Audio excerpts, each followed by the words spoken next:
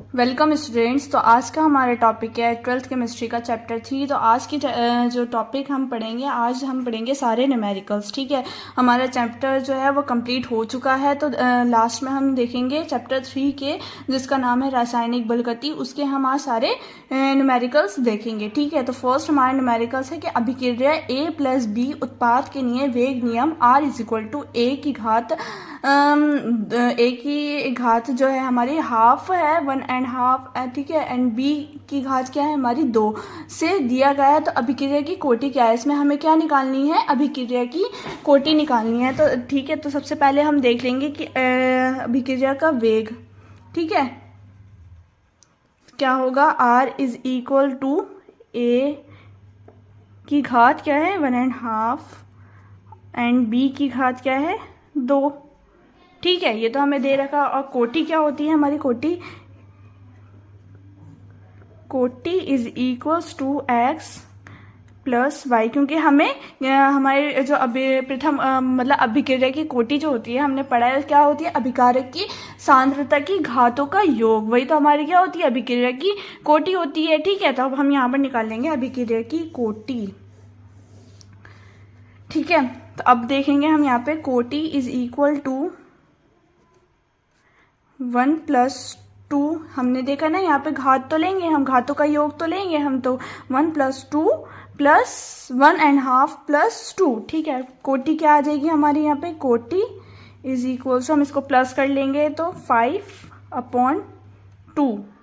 ठीक है ना। ठीक है, तो कोटि हमारी क्या आ जाएगी यहाँ पे, कोटि आ जाएगी अभिक्रिया की कोटि हमारे यहाँ पे 5 और 2। ठीक है, ये हमारा आंसर आ जाएगा। हमें सिर्फ अभिक्रिया की कोटि ही तो निकालनी है यहाँ पे, तो हमारा आंसर क्या आ जाएगा 5 और 2। ठीक है, तो अब हम सेकंड क्वेश्चन देखते हैं यहाँ की। सेकंड क्वेश्चन है हमारा अभिक्रिया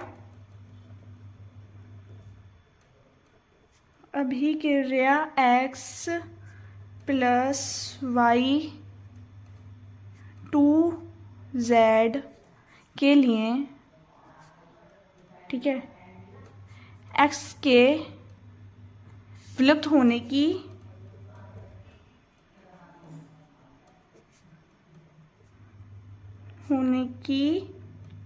दर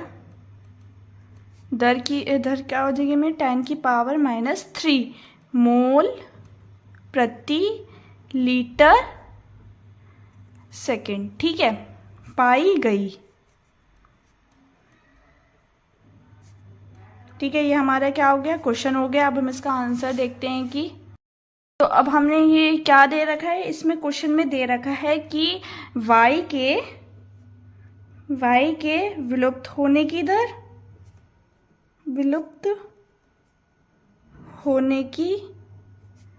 दर, और सेकंड है हमारा यहाँ पर z के बनने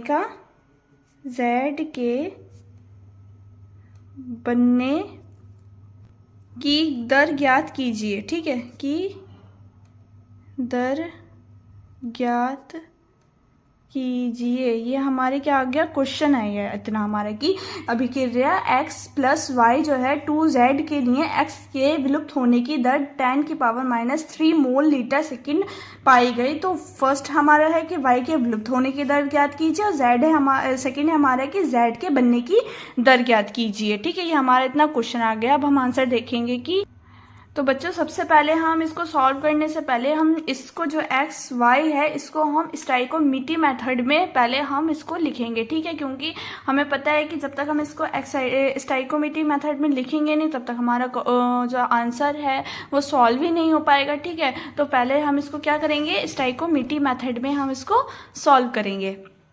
तो अब हम देखते हैं कि स्टाइकोमीट्री मेथड में क्या आ जाएगा, ये -dx अपॉन क्या आ जाएगा dt। ठीक है, = अब हम देखेंगे कि एक्स वाई विलुप्त होगा तभी तो, अब इसमें ये क्या है, एक्स वाई जब विलुप्त होगा तभी तो 2z बनेगा। ठीक है, तो इसमें पहले इधर वाले जो होते हैं हमारे माइनस में ले लेंगे, और इधर वाले हमारे क्या हो जाते हैं, प्लस में हो जाते हैं।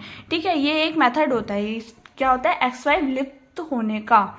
ठीक है। अब यहाँ पे ये सारे माइनस में आ गए, इक्वल्स टू माइनस, अब ये y वाला ले लेंगे हम, delta y upon D T. इसको हम ऐसे भी लिख सकते हैं कि डेल्टा, इस तरीके से भी लिख सकते हैं और d भी लिख सकते हैं, ठीक है। तो डेल्टा y, ठीक है, इज इक्वल्स टू, अब हमारा यहाँ पे क्या बचा, अब हमें पता है कि जब भी कोई नंबर आता है तो उसको हम अपॉन में ही लिखेंगे। यहाँ पर अगर क्वेश्चन में हमारे कोई स्टाइकोमीट्री वाला क्वेश्चन आता है तो उसको हम, अगर नंबर आता है हमारा यहाँ पे, तो उसको हम 1 अपॉन में ही लिखेंगे। और जब हमें पता है हमने ये वाले सारे माइनस में करें तो ये हमारा क्या आ जाएगा, यहाँ पे हमारा प्लस में आ जाएगा। तो यहाँ d, अब यहाँ पे क्या है, z अपॉन डी टी, ठीक है।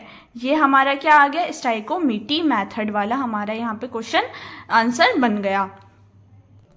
अब हमें देखना है कि अगर यहाँ पे x 1 होता तो यहाँ पे 1 अपॉन, अगर यहाँ पे 2 होता, क्योंकि 1 तो होता ही नहीं है, 2 होता, अगर यहाँ पे x 2 होता तो यहाँ 1 अपॉन 2 आ जाता, अगर यहाँ पर 3 होता तो यहाँ पर 1 अपॉन 3 आ जाता। अब ये क्या बता रहा है कि प्लस माइनस हमें क्या शो कर रहा है कि यहाँ पर माइनस है तो मतलब ये विलुप्त हो रहा है, और ये यहाँ पर हमने प्लस लगा दिया तो मतलब यहाँ पर प्रोडक्ट हमारा बन रहा है।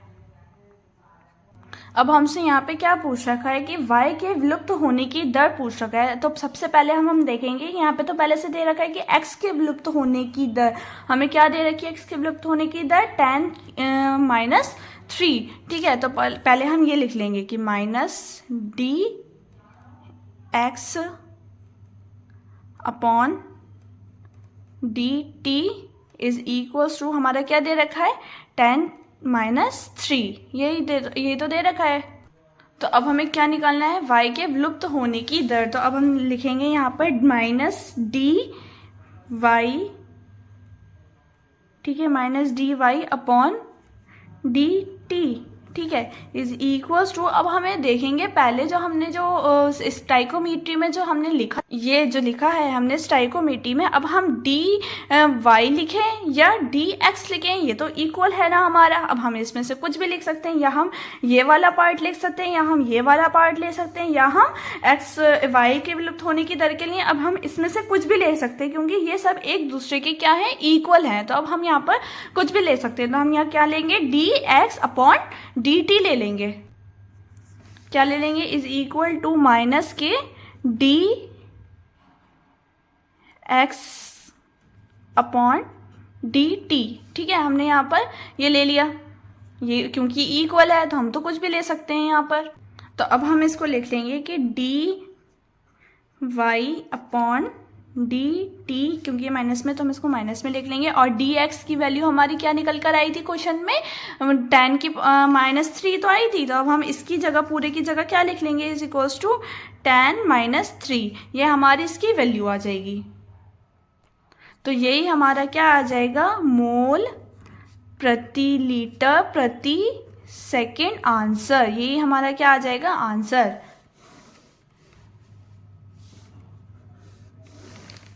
यही हमारा आंसर आ जाएगा। अब हमें क्या देखना है, सेकंड, फर्स्ट तो हमारा हो गया क्लियर। सेकंड हमें क्या देखना है कि z के बनने की दर ज्ञात कीजिए। अब हमें क्या देखना है, z के बनने की दर। अब जैसे हमें z के बनने की दर ज्ञात करनी है, तो जो हमने स्टाइकोमीट्री में लिखा था कि जो x वाला y के बराबर है, y वाला z के बराबर है। अब हम ये जो तीनों हैं ये एक दूसरे के इक्वल ही तो हैं। तो अब हम इसको, अब इसी जैसे हमने y वाला निकाला था, x वाला निकाला था, हमने y वाला निकाला था, वैसे ही इक्वल सेम हम बिल्कुल z वाला निकाल देंगे, क्योंकि ये एक दूसरे के क्या है, इक्वल है। अब हम यहाँ क्या लिखते हैं कि z के, सेकेंड था ना पॉइंट हमारा ये, z के बनने की दर। यहाँ पे हमें क्या निकालनी है, z के बनने की दर। तो अब हम यहाँ पर क्या लिख लेंगे, प्लस में था ये हमारा 1/2 D Z upon D T is equals to, या तो हम माइनस ले लेते हैं या हम नहीं, यहाँ पे तो हमने माइनस ही लेना है, क्योंकि डी वाई और या डी एक्स हमारा किस में था, माइनस में ही तो था। तो हम डी एक्स या डी वाई कुछ भी ले सकते, क्योंकि वो एक दूसरे के इक्वल हैं। तो हमने ऊपर एक्स ले लिया था, तो अब हम यहाँ पर क्या ले लें, डी वाई ले लेते हैं अब हम यहाँ पर, ठीक है, D Y upon D T, ये हो गया। तो अब हम यहाँ पर देखेंगे, देखिए ये क्या हो गया, ये अब ये क्या आ जाएगा यहाँ पर, D Z upon D T आ जाएगा, D Z upon D T is equal to, ये हमारा यहाँ 2 है ना, ये 2 हमारा यहाँ पर क्या आ जाएगा, यहाँ मल्टीप्लाई में आ जाएगा, यहाँ डिवाइड में है तो यहाँ पर क्या आ जाएगा, मल्टीप्लाई में आ जाएगा। यहाँ पर डी वाई माइनस में है ना, ये सॉरी हम माइनस लगाना भूल गए, यहाँ पे ये माइनस में ही है, ठीक है। तो ये हमारा उठ कर क्या आ जाएगा यहाँ पर, minus D Y upon D T, ठीक है। तो अब हम इसको नीचे लिखेंगे कि D Z upon D T is equals to 2 into, अब हम देखेंगे कि ये डी वाई जो है, D Y upon D T, इसको तो हमने ऊपर निकाला है ना, ये आगे हमारा जो वाई की जो हमने दर निकाली थी, तो D Y upon D T, इसका आंसर हमारा क्या आया था, 10-3 आया था हमारे यहाँ पर। तो हम यहाँ क्या लिख देंगे, D Y upon D T की जगह यहाँ पर हम क्या लिख देंगे, 2 इंटू 10⁻³ मोल प्रति लीटर प्रति सेकंड। तो यही हमारा क्या हो जाएगा, Z के बनने की दर, यही हमारा Z के बनने की दर, यही हमारा क्या आ जाएगा आंसर, ठीक है। आप लोगों को समझ में आ गया होगा, क्योंकि ये जो मैंने आज आपको एक न्यूमेरिकल कराया है ये वाला, तो ये बहुत ही इंपॉर्टेंट है। इस टाइप का कोई ना कोई आपके एग्जाम में ज़रूर ही आता है, इस टाइप का कोई भी न्यूमेरिकल, ठीक है। तो आप इसको अच्छे से समझिए। तो अब हम अपना थर्ड क्वेश्चन देखेंगे। थर्ड क्वेश्चन हमारा होने वाला है कि अभिक्रिया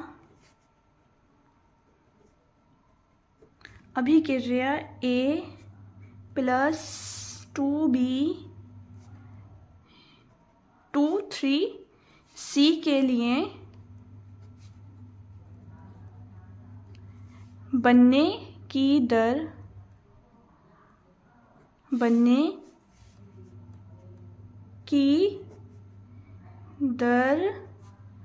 10⁻² मोल प्रति लीटर प्रति सेकंड हो तो A तथा B के विलुप्त होने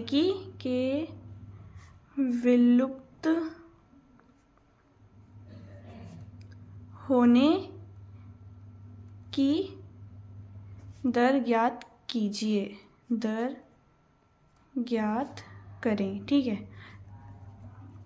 ये हमारा थर्ड क्वेश्चन है कि अभिक्रिया A प्लस 2B 2,3C के लिए बनने की दर 10⁻² मोल लीटर प्रति सेकंड हो तो A तथा B के विलुप्त होने की दर ज्ञात करें।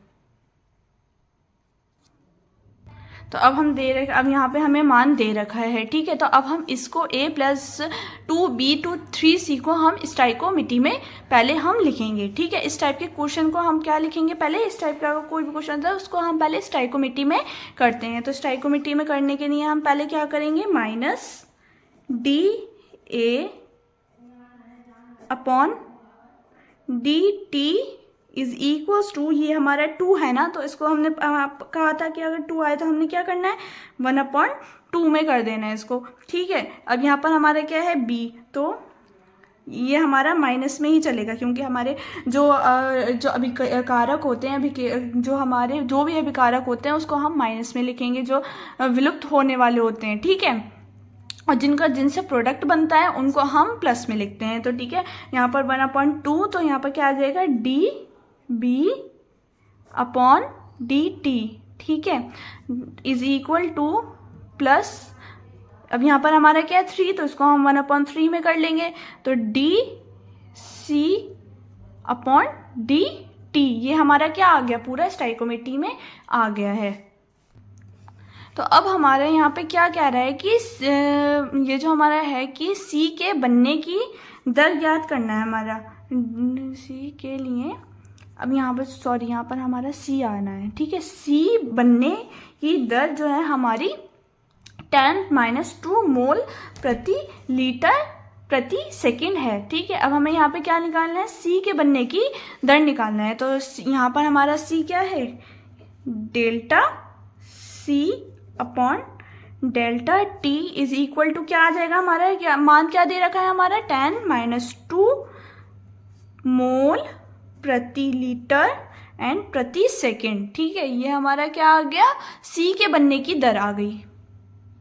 देन अब हमें क्या देखना है कि ए तथा बी के विलुप्त होने की दर ज्ञात करें। तो अब हमें क्या निकालना है, तो सबसे पहले ये क्या कह रहे हैं, ए तथा बी के विलुप्त होने की दर।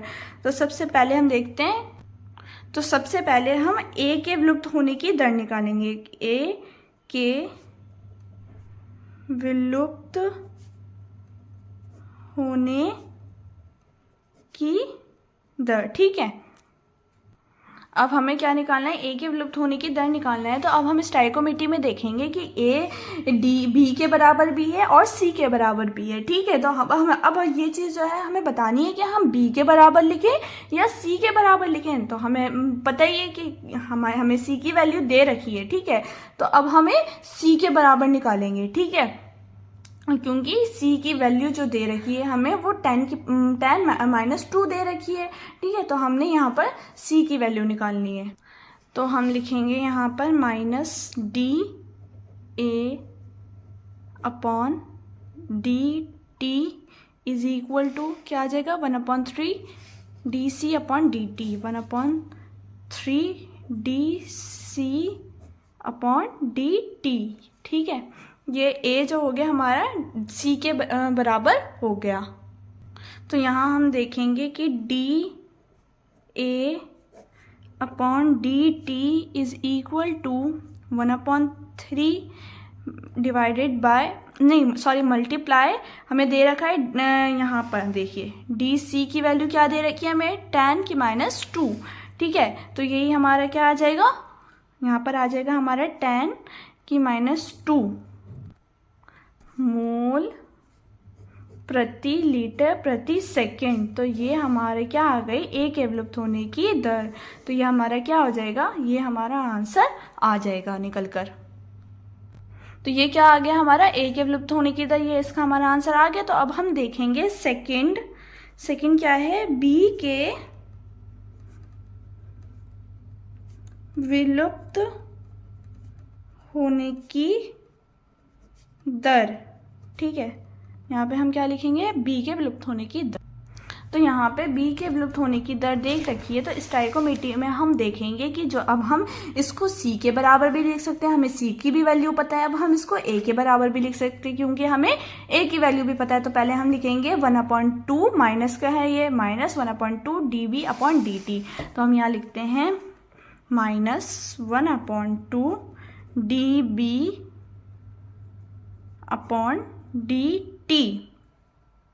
और इधर क्या था हमारा, प्लस में 1/3 था, तो 1/3 dC/dt।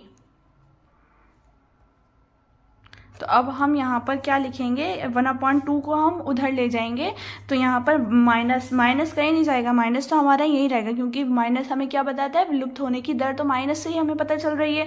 तो हमारा यहाँ पर क्या आ जाएगा, dB/dt इज इक्वल्स टू, यहाँ पर क्या आ जाएगा हमारा 2/3 लिख देंगे इंटू DC। ठीक है, dC/dt। तो अब हम यहाँ लिखेंगे कि dB/dt is equals to 2/3 multiply by dC/dt की वैल्यू हमारी पहले क्या निकल के आई थी, 10 - 2 तो निकल कर आई थी। देखिए यहाँ पर हमने देखी कि 10 - 2 dC/dt की वैल्यू क्या है, 10 - 2। ठीक है, तो अब हम यहाँ पर क्या लिख देंगे, इंटू 10 - 2 मोल प्रति लीटर प्रति सेकेंड। तो ये हमारा क्या आ जाएगा आंसर, किस चीज़ का, बी के विलुप्त होने की दर का आंसर हम यहाँ लिख देंगे। ठीक है, आप लोगों को समझ में आ गया होगा कि पूरा क्वेश्चन की ए के विलुप्त होने की दर निकाली, फिर हमने बी के विलुप्त होने की दर निकाली। तो उनको पहले स्टाइकोमेट्री में लिखेंगे, देन हम सॉल्यूशन करना स्टार्ट करेंगे। अब हम देखते हैं अपना क्वेश्चन नंबर 4 आएगा यहाँ पे। तो क्वेश्चन नंबर 4 की किसी अभिक्रिया के लिए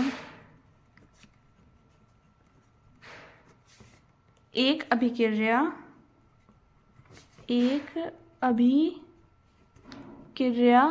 द्वितीय कोटि की है,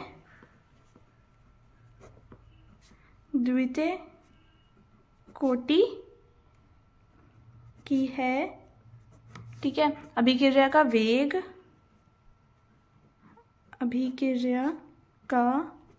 वेग कैसे प्रभावित होगा।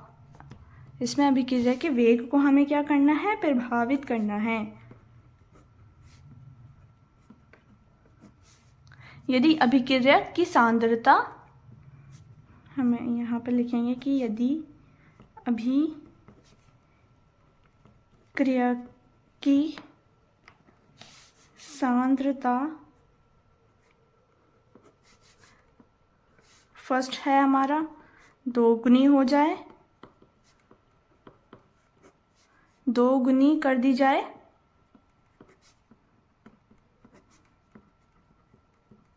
और सेकंड है हमारा कि आधी हो जाए, आधी कर दी जाए, ठीक है। तो अब हम इसका सॉल्यूशन करते हैं। तो अब आप देखते हैं कि ये जो है ये क्या कह रहे हैं कि एक अभिक्रिया द्वितीय कोटि की है। तो हम अगर कहते हैं कि x से y, ठीक है, और अभिक्रिया कैसी है हमारी, द्वितीय, ठीक है, द्वितीय कोटि की है हमारी अभिक्रिया। तो हम अब वेग समीकरण लेंगे तो हमारा फॉर्मूला क्या आ जाएगा, r इज इक्वल्स टू के एक्स की घात कितनी कोटि की है, द्वितीय। तो हम यहाँ पर क्या लिख देंगे, 2। तो फर्स्ट हमारा क्या है, दो गुनी कर दी जाए, तो फर्स्ट पॉइंट का हम आंसर लिख देंगे। तो x आ जाएगा हमारा, x is equal to a, यहाँ पर x is equal to a। तो हमारी सांद्रता कितनी आ जाएगी, यहाँ पे 2 है ना, तो इज इक्वल्स टू 2a, यहाँ पर हमारी सांद्रता हम लिख देंगे। तो अब हम इसका लिखेंगे कि ये वाले फॉर्मूले से हम लिखेंगे कि r इज इक्वल्स टू के एक्स के स्थान पर हम क्या लेंगे 2a की घात हमारी कितनी आ गई, सांद्रता 2 आ गई हमारी, ठीक है। तो हम यहाँ पर लिख लेंगे r is equals to 4ka square, ठीक है, क्योंकि 2 2 सा 4 हो जाएंगे तो हम यहाँ पर 4ka स्क्वायर ले लेंगे यहाँ पर हम, ठीक है। देखिए कि r इज इक्वल्स टू, अब 2 से मल्टीप्लाई अब जब हम कर देंगे यहाँ पर हमारा क्या आ जाएगा 4ka स्क्वायर। तो अब हम यहाँ से देख रहे हैं तो हमारी अभिक्रिया की दर क्या हो जा रही है, दर हो जा रही है हमारी, दर इज इक्वल्स टू 4 गुना हो जा रही है हमारी दर, ठीक है। कितनी हो जा रही है हमारी दर, हम यहाँ से देखेंगे ना, क्योंकि हमारी जो निकल कर आया है इसका मान तो 4 तो आया है, तो दर हमारी क्या हो गई, 4 गुना हो गई। तो इसमें क्या लिखा था कि 2 गुनी कर दी जाए, तो हमारी कितना हो जाएगा, जब 2 गुनी कर दी जाएगी तो हमारी यहाँ पर दर क्या हो जाएगी, 4 गुनी हो जाएगी। अब जो है हमारा नेक्स्ट क्वेश्चन जो है हमारा वो क्या कह रहा है कि आधी कर दी जाए, ठीक है। तो अब हम नेक्स्ट क्वेश्चन में लिखेंगे, नेक्स्ट में हम लिखेंगे कि x का मान हमारा क्या हो जाएगा, x का मान हमारा जब आधा हो जाएगा तो ये क्या हो जाएगा, a/2 हो जाएगा हमारा x का मान, ठीक है। ये हमारा a है, a/2 हो जाएगा। थोड़ा a हमारा खराब हो गया, तो अब हम यहाँ क्या देखेंगे, दर देखेंगे। तो r is equals to k। अब हम यहाँ पे x का मान कितना देखेंगे, आधी करनी है हमें, तो हम यहाँ पे क्या हो जाएगा हमारा x का मान, क्योंकि हम इस फॉर्मूले से देख रहे हैं ना इसका कि r is equal to k, x का मान देखना है ना, तो x का मान हमारा अब यहाँ पर क्या आ जाएगा, यहाँ पर हमारा x का मान क्या है, a/2 है, इज इक्वल, तो हमारा k a/2 आ जाएगा ये हमारा x का मान, यहाँ पर a/2 का स्क्वायर आ जाएगा यहाँ हमारा। तो ये आ जाएगा r इज इक्वल्स टू, ये तो k का मान हमारा क्या निकल कर आया है, तो 1/4 हो जाएगा, ये ka स्क्वायर हो जाएगा ये हमारा, ठीक है। अब हम ये भी कह सकते हैं कि जो अभिक्रिया की दर हो जाएगी, हमारी अभिक्रिया की दर, वहाँ पर जो हमें 2 गुनी कर दी थी वहाँ पर हमारी 4 गुनी हो गई। ठीक है, अभिक्रिया की दर अब हमने यहाँ पर आधी करनी है ना, तो जब हम अभिक्रिया की दर आधी करेंगे तो यहाँ पर हमारी अभिक्रिया की दर क्या हो जाएगी, 1/4, मतलब 1/4 रह जाएगी। ठीक है, तो यही हमारा क्या आ जाएगा, आंसर। ठीक है, यही हमारा क्या आ जाएगा, आंसर। और जो हमारा फर्स्ट वाला है, फर्स्ट वाले का आंसर हमारा क्या आ जाएगा, ये। जब हमने 2 गुनी करनी थी तो वो 4 हो गई। ठीक है, अब जब हमें उसकी हाफ करनी है, मतलब हमें आधी कर दी जाए, तो अब हमारी क्या हो जाएगी, 1/4 दर हो जाएगी। तो बच्चों हमारा क्वेश्चन 5 है कि क्वेश्चन 5 पे अब हम आ गए हैं। तो हमारा क्या है कि क्वेश्चन 5, R2P अभिक्रिया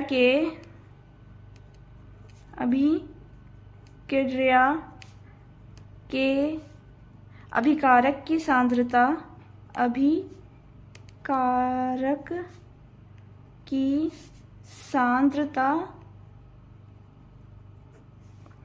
30 मिनट में 0.5 मोल प्रति लीटर से घटकर 0.2 मोल प्रति लीटर हो जाती है। ठीक है, तो औसत वेग की गणना कीजिए। किसकी गणना करना है हमें, औसत वेग की गणना करें। हमें क्या निकालना है, औसत वेग निकालना है यहाँ पे हमें। तो यहाँ हम औसत का फॉर्मूला लिख लेंगे कि औसत वेग इज इक्वल टू, सांद्रता में परिवर्तन करना है, अभिक्रिया की सांद्रता में हमें परिवर्तन करना है ना, तो क्या ले लेंगे हम यहाँ पर, dr ले लेंगे। ठीक है, dr/dt, तो सांद्रता में परिवर्तन बटे समय, ये हमारा क्या आ गया, औसत वेग निकल कर आ गया हमारा ये। ठीक है, ये हमारा फॉर्मूला होता है औसत वेग का। तो अब हम लिखेंगे कि औसत वेग इज इक्वल टू, कितना से कितना घटकर, 0.5 मोल प्रति लीटर से घटकर 0.2 मोल प्रति लीटर हो जाएगा। अब हमें पता है कि अगर हम डेल्टा टी लिखेंगे तो हमारा टाइम T1 आ जाएगा और T2 आ जाएगा। अगर हम डेल्टा R लिखेंगे तो हमारा जो आ जाएगा R1 एंड R2 आ जाएगा। इसी तरीके से हमने इसको माइनस, तो माइनस रहेगा। ठीक है, अब यहाँ पे हम क्या लिखेंगे, पहले 2 वाला लिखेंगे देन 5 वाला लिखेंगे। तो पहले हम क्या लिखेंगे, 0.2 माइनस 0.5 अपॉन टाइम हमारा कितना दे रखा है यहाँ पे, 30 मिनट। ठीक है, हम यहाँ क्या लिख देंगे, 30 मिनट। तो अब हम यहाँ लिख सकते हैं कि इज इक्वल्स टू माइनस 0.2 से हम 0.5 माइनस करेंगे, क्या 0.2 से हम 0. माइनस करेंगे तो हमारा ब्रैकेट में यह आ जाएगा माइनस के 0.3, हमारा आंसर आ जाएगा यहाँ पर। तो अब हमारा टाइम लिमिट कितनी है, 30, तो 30 लिख देंगे यहाँ पर। अब हम यहाँ क्या लिखेंगे कि औसत वेग इज इक्वल टू, यहाँ पर माइनस माइनस क्या आ जाएगा हमारा, प्लस हो जाएगा, प्लस 0.3 अपॉन 30, इसको हम कट कर देंगे 0.01 से, क्योंकि ऊपर नीचे 10 का गुणा करेंगे तो ऊपर 3 नीचे 300 काटेंगे इसको, तो 1/100 आ जाएगा। तो 1/100 का मतलब हमारा क्या होता है, 0.01। ये हमने आपको रफ में ऐसे ही बताया था। ठीक है, इसका आंसर कैसे निकल कर आया है, इसको हमने जब कट करा। ठीक है, या फिर हम इसको ऐसे लिख सकते हैं, औसत वेग इज इक्वल टू, यहाँ पर हम लिख लेते हैं औसत वेग इज इक्वल्स टू 10⁻⁻² मोल प्रति लीटर प्रति मिनट। यहाँ पर हमारा क्या आ गया, मिनट। अगर हमसे सेकंड में बोला होता तो हम सेकंड में निकालते, लेकिन हमसे किस चीज़ में बोला है, मिनट में सांद्रता निकालने बोला है। तो अब हमारे यहाँ पर औसत वेग क्या आ जाएगा, 10⁻² मोल प्रति लीटर प्रति मिनट हमारा यहाँ पर ये इसका आंसर हो जाएगा। ठीक है, यही हमारा आंसर हो जाएगा।